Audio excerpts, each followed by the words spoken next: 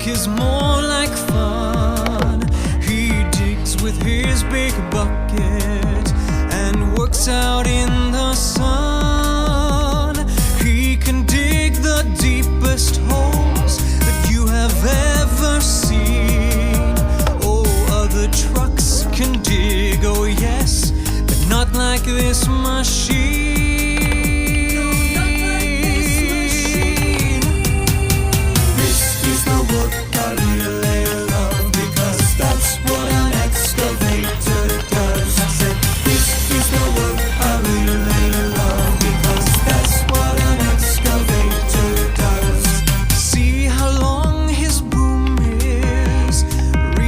Far below the tracks that keep him safe from falling in this deep, deep hole.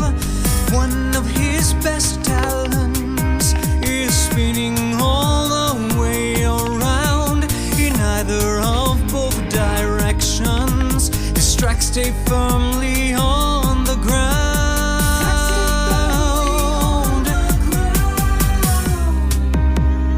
Excavators are sometimes called diggers. This is because their main job is to dig. Do you see how far down this bucket can go?